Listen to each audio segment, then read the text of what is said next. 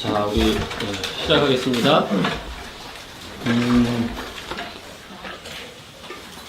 여기서 보면 이제 엘리사벳 하고 또 이제 마리아하고 이렇게 유사한 장면이 나와요. 이렇게 임신이라고 하는 이제 사건이 벌어지죠.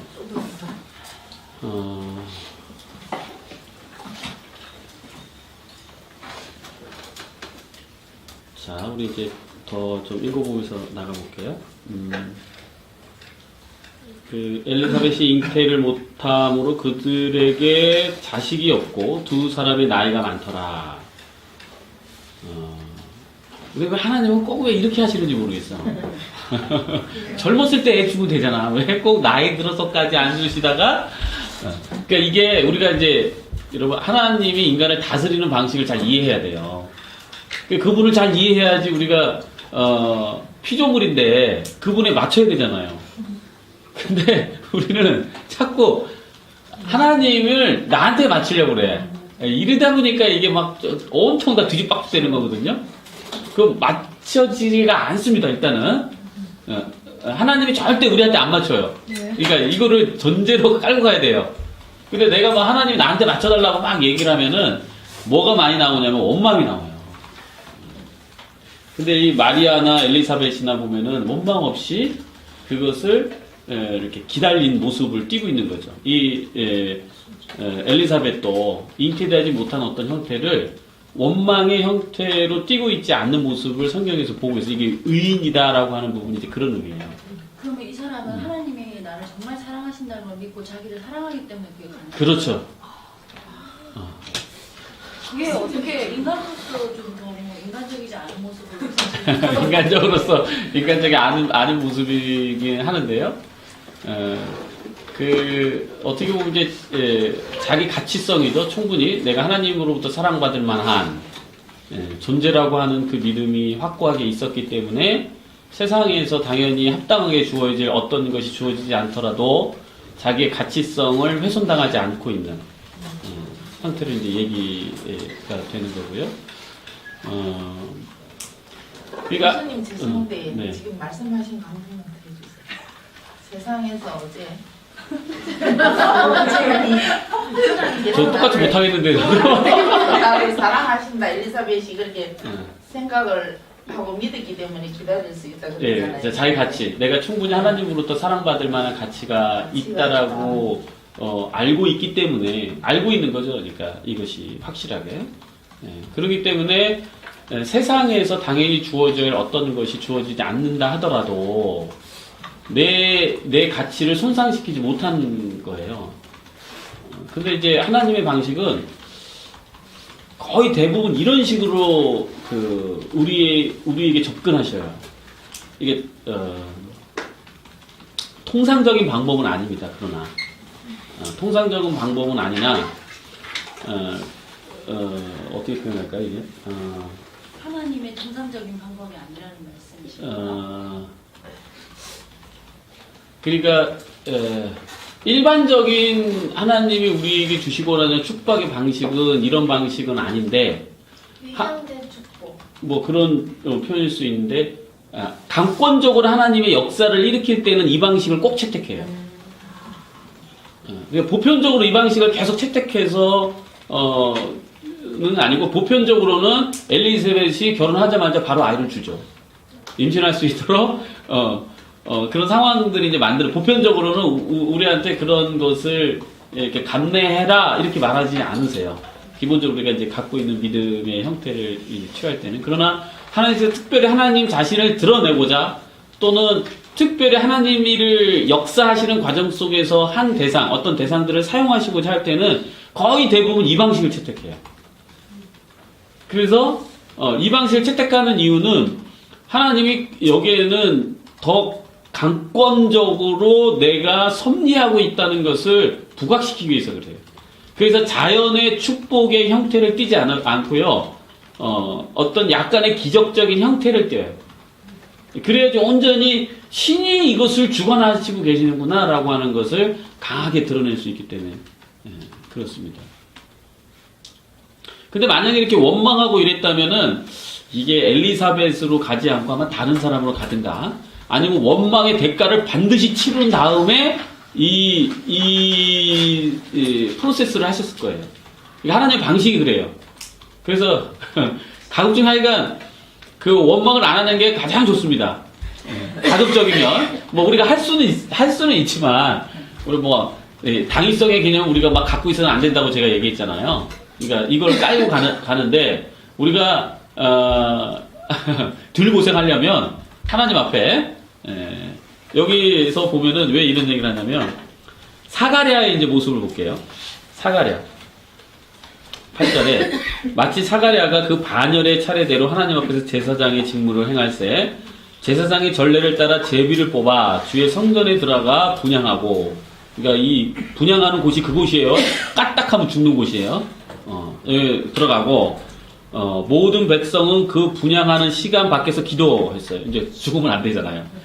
그리고 또 이게 전례가 거기서 이제 하나님을 어떻게 보면은 하나님 있는 곳에 나갔다 오는 거니까 얼마나 신성하고 거룩하니까 그 상태에서 백성들에게 축복을 해줘요.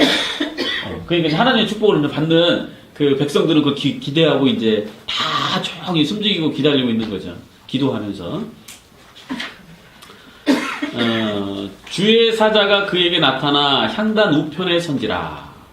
이제 뭐 이제 가브엘이라고 나타났어요. 여기 안 써 있나 여기 가브리에? 뒤에는 19장에 나옵니다. 19장. 예. 가브리엘이라는 이제 천사가, 이 가브리엘이라는 것은 이제 기쁜 소식을 전달한다는 이제 의미를 갖고 있는, 이 천사가 이제 나타났는데, 천사가 있는데, 무서워 말라. 얼마나 놀랬을 거예요. 갑자기 띵 하고 나타났으니까. 너희 간구함이, 들린지라. 내 아내 엘리사벳이 내게 아들을 낳아 주리니, 그 이름을 요한이라 하라. 이렇게 이름까지 딱 지칭해줘요. 요한이라 하라.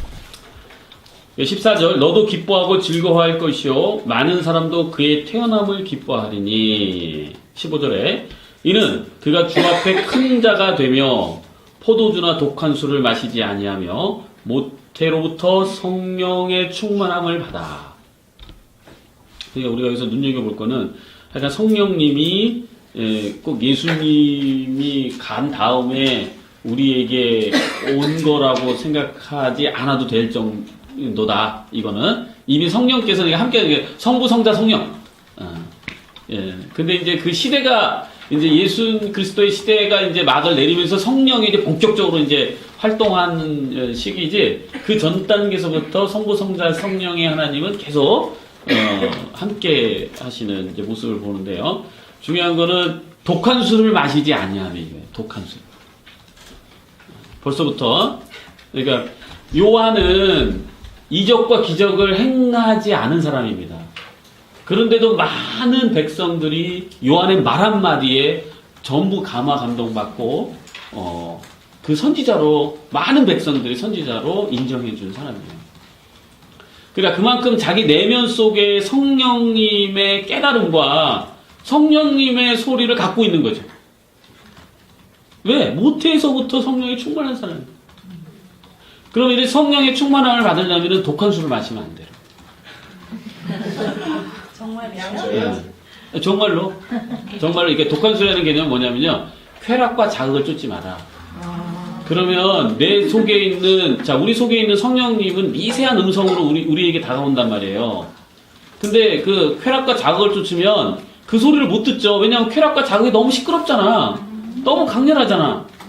그럼 이렇게 잔잔한 음성과 그 잔잔한 그 미팅 이런 것들이 일어나야 되는데 못 일어난단 말이에요. 그래서 우리가 때로는 고요히 침묵 속에 있는 것이 내 속에 있는 성령님과 만나는 중요한 시간이 될 수도 있는 거예요. 이렇게 기도도 때로는 필요하지만 정말 조용히 성령님과 함께 성령님이 내 속에서 나와 어떤 교제를 또는 나에게 무슨 말씀을 하시고 싶으시는가 이런 부분들을 자 16절에 이스라엘 자손을 주 곧 그들의 하나님께로 많이 돌아오게 하겠습니다. 예수 그리스도를 예비한 선지자죠. 요한, 세례 요한. 예수님이 이 세례 요한을 인정해 줬어요. 나중에 가서 보면요. 사람이 태어나서 세례 요한보다 더 큰 선지자가 없다, 이렇게. 근데 정말 수많은 선지자가 이적과 기적을 많이 베푸는 선지자 있잖아요. 엘리야도 이사야도 그러고 막. 근데 오히려 이적과 기적을 하나도 베풀지 않은, 이렇게 하지 않았던 그 사람을 예수 그리스도는 인정을 하신 모습이 있어요. 자, 17절. 그가 또 엘리야의 심령과 능력으로 주 앞에 먼저 와서 아버지의 마음을 자식에게 거스리는 자를 의인의 슬기에 돌아오게 하고 주를 위하여 세운 백성을 준비하리라. 그러니까 이 시대의 어떤 이스라엘, 그 유대민족, 이스라엘 백성들이 죄로 인해 이런 압제를 당한 거거든요. 불순종하여 국가가 압제 속에 놓여 있는 건데 이런 의미를 이제 얘기를 하는 거예요. 이제 내가 돌리겠다. 너희 죄를 이제 받았고 회복시키겠다. 구원시키겠다. 이제 이런 메시지를 이제 전달한 거죠. 근데 여기서도 우리가 메시지의 전달이 주요하게 볼 게 어떤 거냐면 그 나라의 표면적 구원을 얘기한 게 아니에요, 이게. 물론 궁극적으로 그런 일들은 일어나겠으나 여기서부터 막 신약에서는 그게 막 바뀌어요. 그게 이게 전환이 막 일어난다고. 보이지 않는 세계로 바뀝니다. 그러니까 보이지 않는 세계의 기준점으로 해서 말을 하는 건데 유대민족들은 자꾸 보이는 측면으로 그것을 담아내려고 그래. 보이는 그릇으로 담아내려고 하다 보니까 본질을 자꾸 놓치게 되는 거예요. 그래서 우리가 성경을 볼 때 유의해서 봐야 돼요, 그거를. 아, 하나님은 보이지 않는 세계의 기점으로 얘기를 하는구나, 이렇게. 근데 왜 하나님이 헷갈리게 자꾸 보이는 것을 얘기해 주지, 왜 보이지 않는 세계로 얘기할까? 이것은 그게 근원이기 때문에 그래요. 근원이기 때문에. 그러니까 더 중요한 것을 우리에게, 그러니까 더 중요한 진리, 더 깊은 진리를 우리에게 전달해 주는 것인데, 우리는 그걸 못 받은 거예요. 그냥 표면에서 그냥 처세술 같은 거나 살짝 배웠지, 더 깊은 어떤 지혜의 근원적인 어떤 형태를 경험을 못한 거죠, 그러니까. 근데 그런 측면에서 그 지혜를 주시는데, 우리가 그걸 못 받는 거야. 그러다 보니까, 이런 거죠. 잠깐의 목마름을 채울 수 있어. 근데 영원한 그 갈증을 느끼게 하지 않는 그 물을 주신 건데. 그러니까 우리는 생수를 자꾸만 요구해, 생수. 내가 목마르니까 이제 물을 주세요. 그러니까 우물가의 여인한테 예수님이 그러잖아요. 내가 주는 물은 영원히 목마르지 않는 물이다. 이걸 강조하는 거예요. 근데 사람들은 자꾸 지금 물을 달라는 거야. 지금 내가 목마르니까 지금 물 한 잔. 이런 생각이니까 물은 셀프입니다. 이 생각이 나네. 예수님이 그 우물가의 여인한테 물 좀 달라. 이랬더니 우물가의 여인이 예수님 물은 셀프입니다. 농담처럼. 그래서 참 그 영원한 것을 우리에게 주시고자 그 보이지 않는 세계의 기점을 두고 얘기하시는 거예요. 근데 이제 여기서 예수님 말씀을 받아들이는 백성들이나 다는 아니지만 많은 사람들이 이렇게 보이는 형태의 틀에 놓고 이걸 받아들이고, 그리고 지금 현 시대가 그게 너무 충만해져 있어요.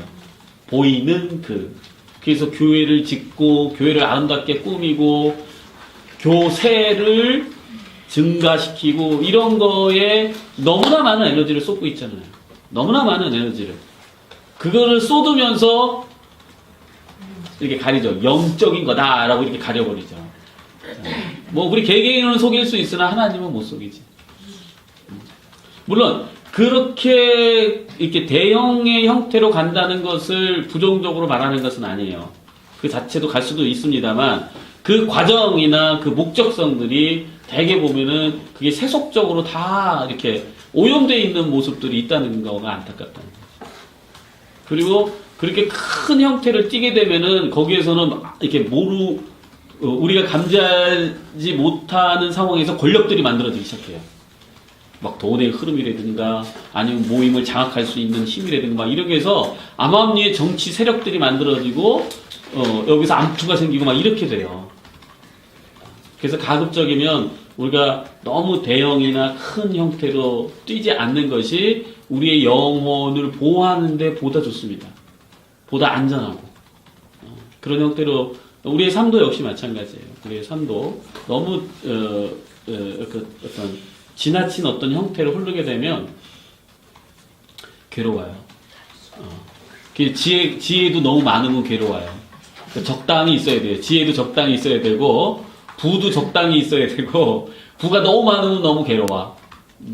안 괴로울 수 있는 사람도 있겠습니다만 여하튼 기본적으로 거기에는 이렇게 똥이 있으면 파리가 끼듯이 뭔가가 과잉돼 있으면요 거기에는 자꾸 껴요. 그런 게 파리들이.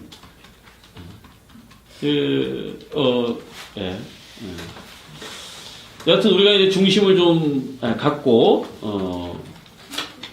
우리가 이제 이걸 제가 이제 평범하게 사는 삶이다 이렇게 얘기를 해요.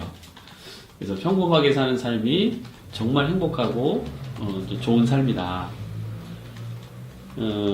그래서 하여간 우리가 그 성령의 소리를 예민하게 듣고 성령님과 관계를 맺으려면 우리를 이렇게 자극하는 어떤 형태를 삶의 형태를 이젠 중지해야 된다.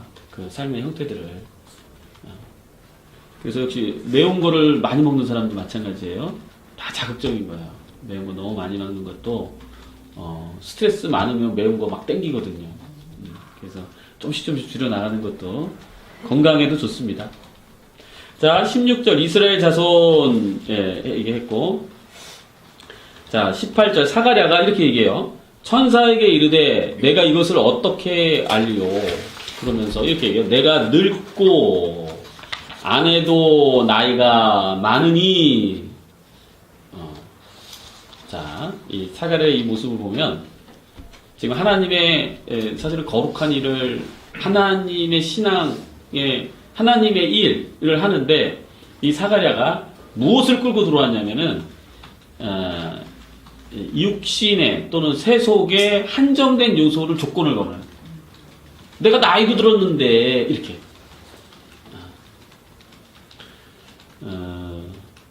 그냥 이렇게 믿음은 얼마나 좋았겠습니까? 하나님은 능치 못할 일이 없다. 하나님이 전능하시다. 막 이래놓고서 막상 하나님이 나타나가지고 야, 너 잉태해줄게 이랬더니 아니 내 나이가 많은데 어떻게 그런 일이 일어납니까? 이상하죠, 여러분 이게. 그러니까 그동안 전능하다고 믿고 있는 그 하나님은 사실은 안 믿었다고 볼 수 있지.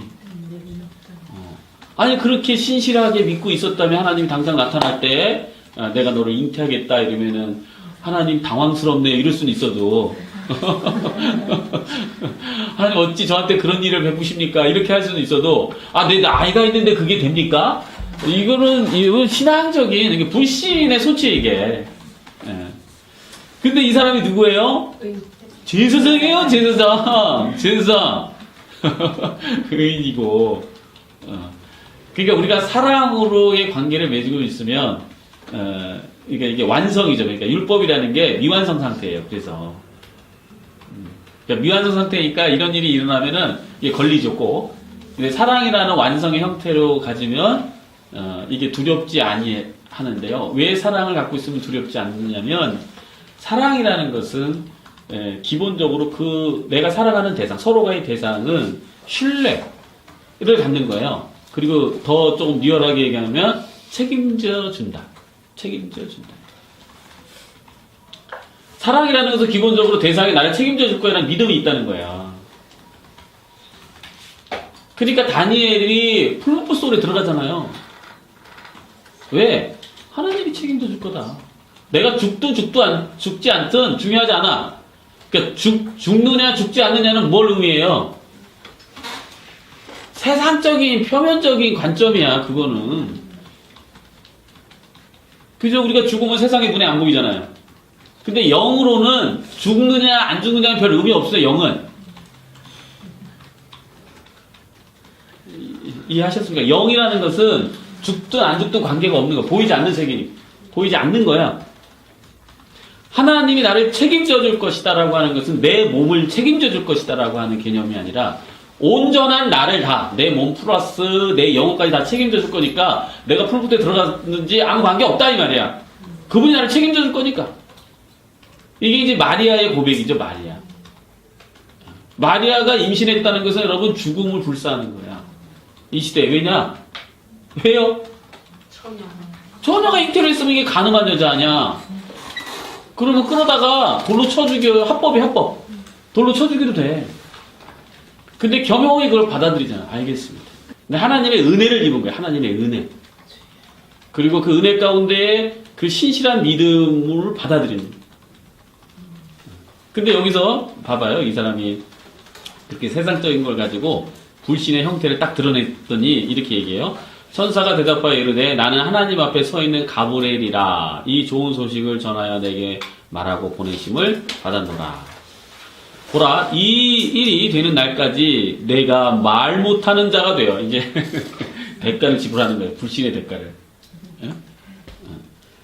능히 말을 못하리니 이는 내가 내 말을 믿지 아니함이거니와 때가 이르면 내 말을 이루어지리라 하더라. 이게 뭐 불신의 대가이기도 하지만 또 여기서 나름대로 또 의미가 있을 겁니다. 하나님이 너가 침묵해라 이제 말하지 마라. 그 신령한 일을 행하는 그 과정들을 침묵 속에서 그것을 바라봐라. 왈가불가 뭐 이렇게 하지 말고 뭐 이런 의미도 여기서 우리가 함께 있을 수 있다고 봐요. 자, 백성들이 사가랴를 기다리며 그가 성전 안에 지체함을 이상히 여기더라. 성전에서 지체했다는 것은 뭐예요? 이 사람이 죽을 수도 있겠다. 이제 이 사람 밖에서는 우려하는 거지. 나올 때가 됐는데 안 나오니까 얼마나 또 이렇게 불안불안했을 거예요. 그가 나와서 그들에게 말을 못하니 백성들이 그가 성전 안에서 환상을 본 줄 알았더라. 그가 몸짓으로 뜻을 표시하며 그냥 말 못하는 대로 있더니 그 직무의 날이 다 되매 집으로 돌아가니라. 이거 백성들이 그 사람이 말 못하는 걸 보고 무슨 일이 있었구나. 이렇게 이제 알았던 거죠. 자, 24절 이후에 그의 아내 엘리사벳이 잉태하고 5달 동안 숨어 있으며 이르되 주께서 나를 돌보시는 날에 사람들 앞에서 내 부끄러움을 없게 하시려고 이렇게 행하심이라 하더라. 그러니까 사람들 앞에 나타나지 않아. 자, 26절 여섯째 달에 천사 가브리엘이 하나님의 보내심을 받아 갈릴리 나사렛이란 동네에 가서, 이것도 우리가 눈여겨볼 대목입니다. 갈릴리 나사렛이라는 동네. 어떤 동네죠? 이게 지금 어디냐? 거기가 매봉터널 그쪽에 타워팰리스 있죠? 타워팰리스 건너편에 그 촌이 있어요. 그 마을. 구룡마을 같은데. 거기는 막 이렇게 비닐하우스로 막 이렇게 져놓고 살잖아요. 그 마을 단위가. 그런 데처럼 나사렛이라는 곳이 좋은 사람이 날 수 없는 곳. 아주 비천한 곳이라고 생각하시면 돼요. 그러니까 참 이게 하나님이 예수님이 태어날 때도 마구간에 태어났잖아. 그러니까 이게 이제 그 방식이에요, 방식. 자, 하나님은 어디에 관심을 가져요? 낮은 곳은 우리가 이제 이렇게 종교적으로 이렇게 종교적 언어고. 그렇고 어둡고. 하나님은 가장 비참하고 비천한 곳에 관심을 둬요. 그게 사랑이라서 그런가요? 그게 사랑이라서 그런 거지. 왜냐하면 왜 비천한 곳에 관심을 두냐면 거기서 사랑을 싹트게 하기 위해서. 그러니까 본인을 나타내기 위해서. 그러니까 왜 이 지구상에서 기근과 전쟁과 또는 학대와 이런 것이 일어나냐 하면은 그 속에서 하나님의 사랑을 나타내기 위해서. 그러나 그 학대받는 사람들이 도움 못 받고 그냥 버려져 있는 경우 너무 많잖아요. 있지. 거기에 그러니까 그리스도의 사랑이 계속 전달되어지고 그리스도들이 해야 될 사랑을 먼저 받은 사람들이 해야 될 전체적인 사명이라고 봐야 되는 거죠. 우리가 그것을 거기에서 그 사랑을 이루어야 되는 거예요. 그 사랑. 이게 이제 외부적인 얘기고 이거 보여지는 얘기잖아요. 지금 우리가 누구를 기근이 뭐 보여지는 얘기고 뭐 학대받은 것도 보여지는 얘기고. 그러면은 자 이제 보여지지 않는 세계로 우리가 한번 돌아오면은 내 안에 가장 비참한 곳, 내 마음 속에 가장 비참한 내 모습. 나의 힘세고 똑똑하고 잘나고 이런 거는 하나님은 별로 관심 없어요. 우리는 우리 자신을 대하고 살아갈 때 이런 것만 관심을 줘. 내가 잘난 모습, 내가 잘하는 모습, 내 능력 있는 모습 이런 거에 자꾸 집중하고 이런 거에 매여서 삶을 자꾸 살아가려고 하거든요. 이거는 하나님의 방식이 아니에요. 상처가 이제 많이 있다 보면 그런 원망이 생기는 게 또 자연스러운 겁니다. 원망이 생기는 게. 그러니까 원망이 생기는 게 내가 이렇게 뭐 믿음이 없거나 부족하거나 이런 정죄적 개념에서 하면 안 돼요.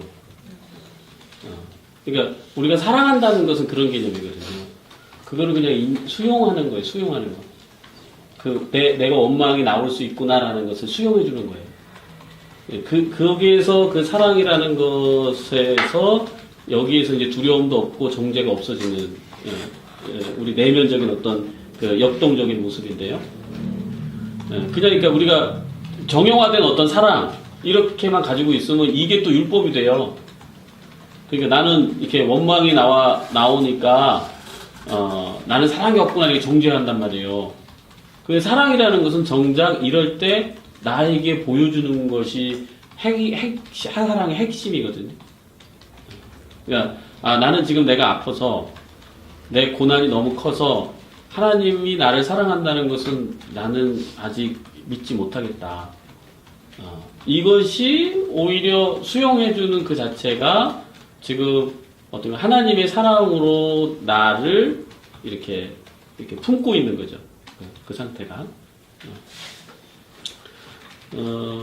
그래서 하여간 그 하나님의 어떤 모습을 보면은 그 천하고 비천하고 뭐 전체적으로 얘기하면 죄가 있는 곳에 관심을 쏟아요.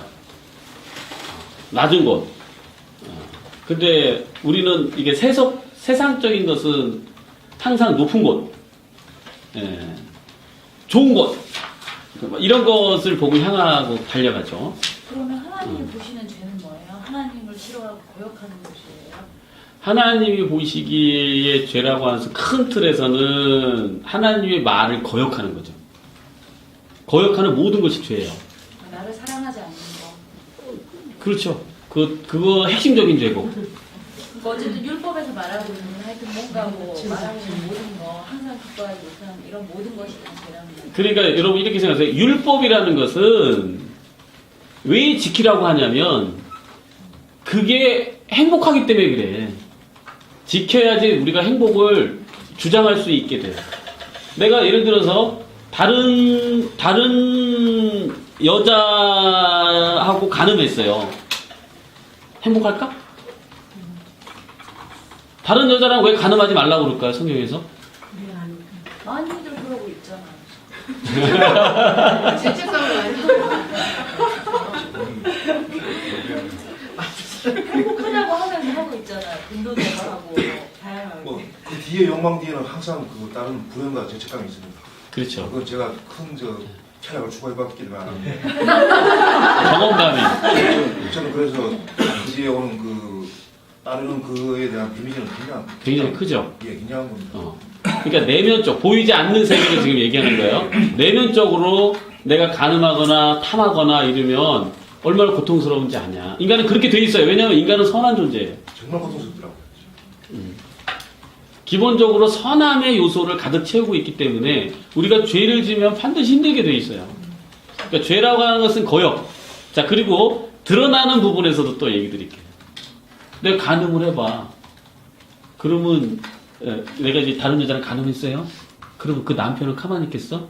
너 죽여버린다 이러고 뭐 치정살인 이런 것들이 다 그런 거 아니에요? 그리고 언젠가 내가 들키면 어떡하지?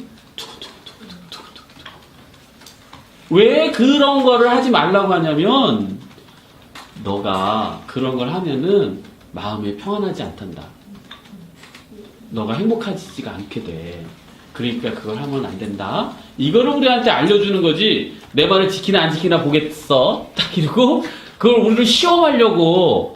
그걸 안 지키면 내가 벌 준다 해서 여기서 번개를 탁 여기 하늘에서 떨어뜨리고 이런 개념으로 이렇게 우리가 이런 개념으로 받아들이는 경우가 많거든요. 주님은 완전한 행복감을 주기 위해서 그 계명을 만드신 거네요. 그렇지. 그러니까 우리가 그것을 억지로 따라가는 게 아닙니다. 이 계명 억지로 따라가는 게 아니라 정말 재밌고 즐겁게 하면서 그거 지켜나간다는 개념보다도 그냥 하나님 사랑 안에서 나를 사랑하니까 나에게 힘든 것을 내가 왜 그거를 내가 자연스럽게 거부하는 거 사는 거예요. 근데 자연스럽게 거부하게 사는 것이 어찌 보면 율법을 지켜나가고 사는 거지. 근데 이거는 빼놓고 여기 사랑은 빼놓고 이거 지켜야 돼, 이거 지켜야 돼, 이거 하면 안 돼, 저거 하면 안 돼, 이거 하면 돼 이러면 이게 강박적이게 되는 거예요. 그러니까 강박이라고 하는 것은 항상 뭐에 매여 있고 종이고 압박을 받고 있고 늘 항상 부족함에 시달리고. 그러니까 여기에는 내 마음에는 이제 사랑이 없게 됩니다. 이게 사랑이라는 것은 무엇이냐? 응? 성경에서 사랑이라는 것은 이런 거예요. 비천한 곳에 관심을 두는 거.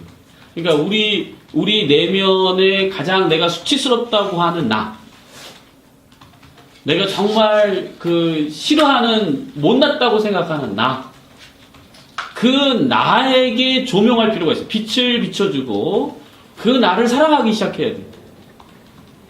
그리고 그 나를 근데 사랑하기 힘들잖아요. 그 나는 이렇게 수치스러워서 이런 내 모습 비굴하고 비겁하고 뭐 찌질하고 쓸모없을 것 같고 이런 어떤 내 모습들 옳지 못하다는 느낌, 늘 뭔가 부족하다는 느낌, 뭐 이런 것들이 그 밑에 찾아보면은 비참하거나 비천하다고 느껴지는 나의 어떤 모습들이 있다 이 말이에요.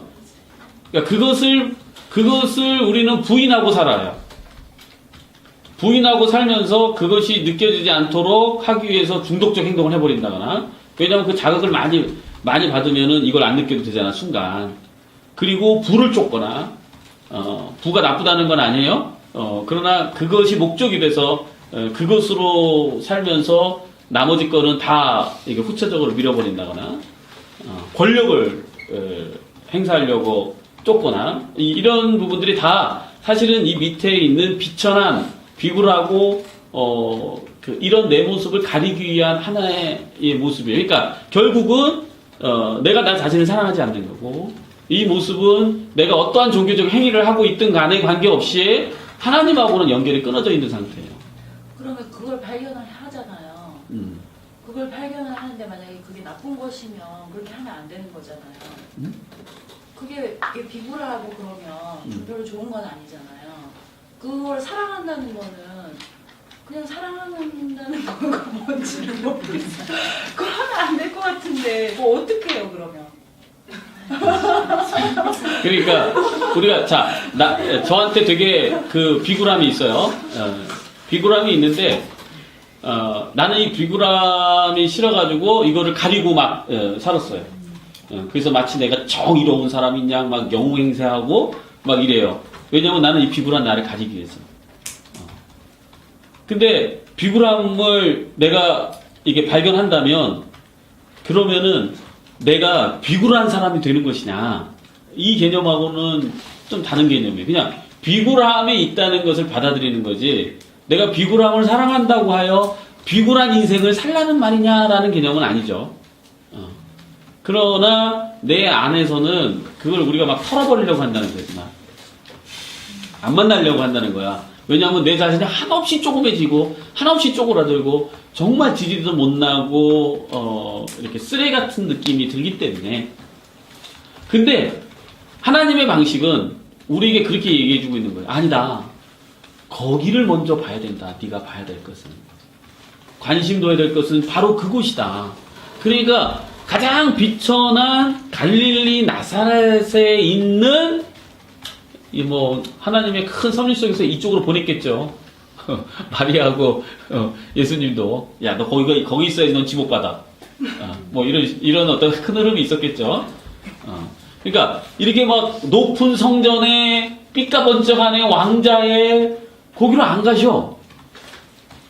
가장 비천하고 가장 힘들어하는 그 삶의 찌들림 그곳에 가서 일으키신다고. 그곳에 가서 일으키셔.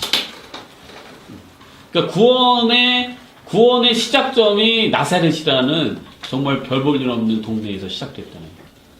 메시지가 여기서. 그럼 그런 자기의 싫은 모습을 어떻게 사랑을 할 수가 있죠? 그걸 일단 봤는데 그 싫으니까 그동안 가리려고 온갖 짓을 다 한 거잖아요. 인간이. 그럼 그거를 딱 봤으면 일단 충격이고 너무 싫고 그러겠지. 망연한 자실 그렇게 될 것 같은데 그걸 어떻게 사랑을 할 수 있는 것입니까? 그렇지. 그 어떻게라고 하는 그것이 네. 질문이 어디서부터 나오냐면은 내가에서부터 나와요. 내가 그렇지, 내가.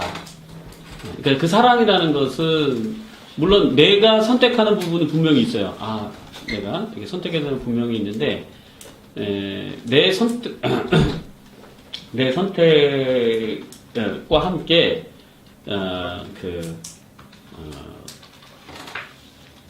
우리는 원수를 사랑을 하는 것과 마찬가지로 결국은 나를 사랑하는 게 원수를 사랑하는 건데요. 그 비천한 내 모습이 원수잖아. 그렇죠. 이거는 완전히 띄워버리고 싶은 그건데. 근데 그것은 어떤 이렇게 나로서만이 사랑이 아니라 이 나가 이렇게 신과 연결되어 있어야 돼요. 신과 연결되어 있어서 신의 사랑으로 나를 덮는 거거든요. 그러니까 이거와 함께 이제 가야 하는 것인데 내 어떤 막 그 용서할 수 없고 받아들이기 싫은 부분을 첫 번째로는 발견하는 게 일단은 중요해요. 왜냐면 내가 사랑해야 되는데 사랑의 대상을 못 찾았잖아. 비천하고 비굴하고 형편없는 나를 찾아야지 대상이 생기는 거죠. 그러면 그 대상이 딱 생겼다면 지금 질문처럼 당장 내 뜻대로 사랑을 못해요. 그러겠죠. 그걸 막 버려놓은 건데 내가 당장 발견했다고 걔로 이거 이렇게 품을 수 있는 사람도 있겠으나 대부분은 힘들죠. 그러니까 힘들기 때문에 일단은 바라봐주고 있으세요. 내가 있구나. 그러니까 존재적 인정이에요. 존재적 인정. 그러니까 우리가 사랑을 못한다면, 걔를 사랑을 못한다면, 걔의 존재를 만이라도 일단 인정해주는 건 되잖아. 내 속에 이게 있네. 이런 모습 속에서 내가 이런 행동을 했구나. 또 이런 모습 속에서 내가 이걸 가지려고 이런 모습이 있었구나. 이러고, 그래서 계속 인정해주는 거잖아요. 그죠? 그러니까, 우리가 이것을 딱 용서해 주려면은 신과 충분히, 그러니까 때를 기다려야 되는 때. 이게 신과 나와 합일되는 어떤 때를 기다려가지고, 이걸 딱 이게 용서해 줄 수 있는 힘이 생기는 거니까, 우선은 인정하자. 그 자체만. 그래서 인정을 해주다 보면, 이제 그 때가 이제 생기게 되죠. 목사님 얘기를 듣다 보니까 제가 경험했던 거 거의 참 일치가 되는데, 제가 2월 16일 날 그때 이제 하기 전에 한 일주일간 그랬던 것 같습니다. 일주일간을 제 자신을 저는 진짜 내가 모든 표면적으로 가리고 내 모든 걸 가리고 참 나쁜 놈입니다. 이걸 인정하고 뭘 그쪽으로 향했던 것 같아요. 그리고 거기에 대해서 내려놓고 맡김이 있었던 것 같습니다. 저는 아직 뭐 성경에 대해서 잘 모르는 상태에서 이제 뭐 지식적인 그런 건 없었는데 마음적인 어떤 그런 부분을 향하니까 나의 의지를 하나님 쪽으로 향하니까 탁 그런 그때 체험이 왔던 것 같습니다. 그러니까 지금 말씀하신 거하고 너무 일치가 됩니다. 그리고 그때 감동이 어떻게 표현할지 모르는데 저의 어떤 그 비참한 어떤 교회에 갖고 있던 어떤 옆구리에 있던 그런 부분을 다 인정하고 내려놨던 것 같아요. 저는 이렇게 나쁜 겁니다. 그래서 그 장소도 저희가 있는 다르크에 있는 옆에 있는 그 사람들이 한숨으로 찌들린 그 담배 피는 장소였거든요. 그 장소에서 제가 무릎을 꿇고 이렇게 새벽에 그렇게 되면서 느꼈는데 그리고 이게 바로 그게 네, 그렇죠. 네, 네. 네, 맞습니다. 자, 좋습니다. 우리가 어느덧 아쉽게도 시간이 벌써 4시가 돼서 다음 시간에 이어서 나가도록 하겠습니다. 자, 수고들 하셨습니다.